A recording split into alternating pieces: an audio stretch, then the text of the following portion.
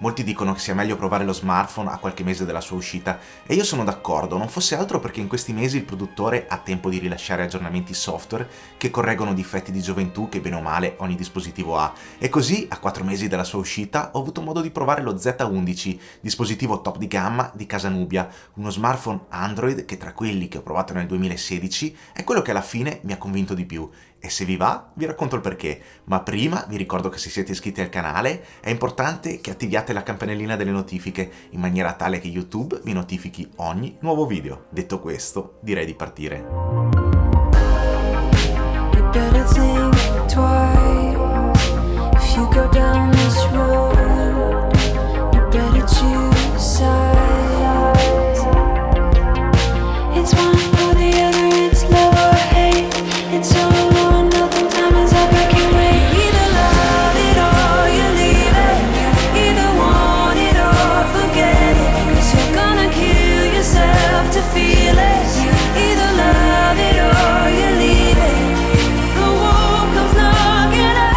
La prima volta che l'ho visto è stato all'IFA di Berlino e mi aveva colpito da subito, in particolare questo bellissimo quanto iconico cerchietto rosso che funge da tasto home virtuale ma anche da LED di notifica. In effetti è il frontale quello che dà il meglio di sé dal punto di vista estetico, sia a display spento che a display acceso, quando l'attenzione sarà indubbiamente attirata dalla mancanza dei bordi laterali, già perché la caratteristica principale dello Z11 è proprio quella di adottare un display con tecnologia borderless, che di fatto spinge lo schermo fino al margine della cornice e ciò genera vantaggi non solo di natura estetica, come poi avremo modo di vedere. Il retro dello Z11 è sicuramente meno interessante dal punto di vista del design. Ricorda qualcosa di già visto, ben inteso non è per nulla male ed è assemblato in maniera impeccabile, ma l'unico particolare riconoscibile è ancora una volta il cerchietto rosso che circonda la fotocamera. Nel complesso direi che comunque è un design che funziona e una volta acceso il display passa ogni perplessità, già perché si tratta di un display IPS da 5,5 pollici davvero di ottima qualità. È un pannello dall'incredibile fedeltà cromatica, dagli angoli di visuale molto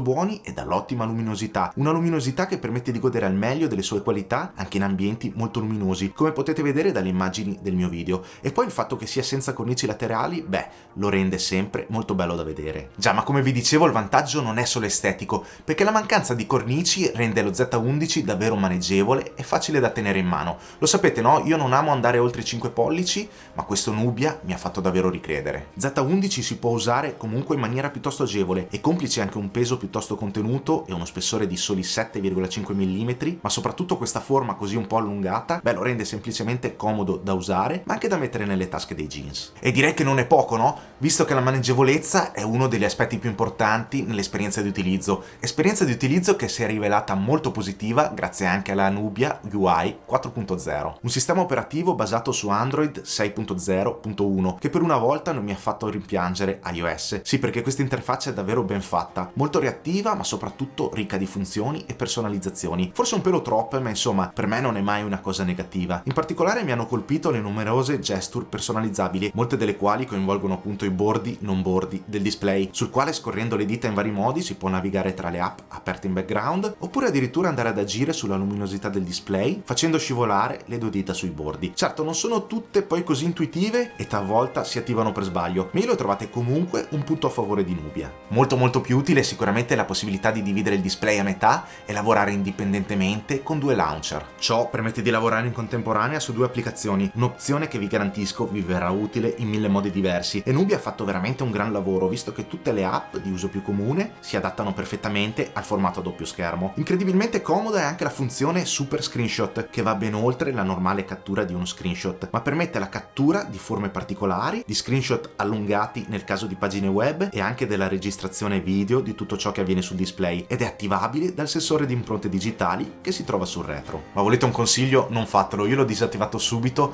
perché involontariamente vi partiranno almeno una ventina di screenshot ogni giorno. Personalmente io lo preferisco sempre sul davanti piuttosto che sulla scocca posteriore, ma ad ogni modo devo dire che è un sensore di impronte sempre preciso e puntuale nel dare accesso ad un'interfaccia che dal canto suo è sempre reattiva e priva di rallentamenti. Del resto lo Z11 è un top di gamma con un hardware da top di gamma, Snapdragon 820 220, 4 GB di RAM, 64 GB di memoria espandibile sfruttando uno dei due slot per le SIM, Wi-Fi AC, sensore infrarossi, USB Type-C con ricarica veloce e modulo LTE che sì, ha anche la famosa banda 800. Insomma, non manca proprio nulla di quello che si può desiderare su uno smartphone al giorno d'oggi, e da questo punto di vista Nubia ha fatto davvero un buon lavoro. Le prestazioni nel complesso sono più che soddisfacenti e permettono di sfruttare al massimo le capacità del dispositivo sia per giocare che per qualsiasi altra attività quotidiana. La batteria non è grandissima, è vero, ma con i suoi 3000 mAh offre un'autonomia sufficiente ad affrontare con serenità una giornata lavorativa. Personalmente non ho mai avuto problemi ad arrivare fino a sera, sempre con Wi-Fi, Bluetooth e 4G attivo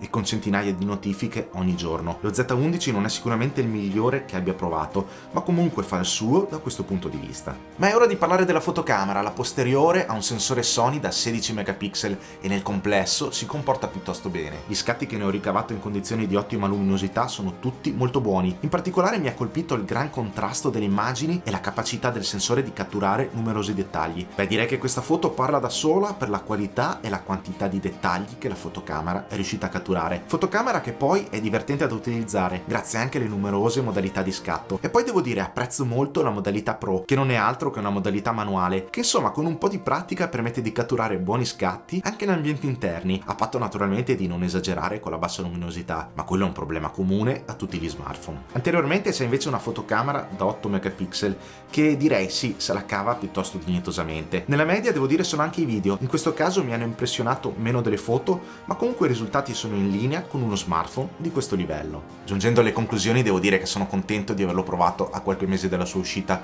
Ciò mi ha permesso di misurare appieno le sue potenzialità e poter dire che il Nubia Z11 è sicuramente uno dei migliori smartphone usciti nel 2016. Attualmente si trova in vendita a 450 €, un prezzo giusto secondo me per ciò che offre: prestazioni, elevata autonomia, maneggevolezza, un software ottimizzato e nel complesso un'esperienza di utilizzo che può soddisfare anche chi è abituato a utilizzare dispositivi di alta fascia. Peraltro Nubia, a differenza di altri produttori cinesi, è presente ufficialmente sul nostro territorio e quindi garantisce un'assistenza e una garanzia italiana per 2 anni, e quindi ve lo consiglio. Ma ovviamente mi aspetto di sapere la vostra qui sotto nei commenti, e se vi è piaciuto il mio video mi raccomando ricordatevi di lasciare un mi piace perché è davvero molto importante. Io vi ringrazio, un saluto da Manuel Agostini e ci vediamo sempre qui sul mio canale YouTube.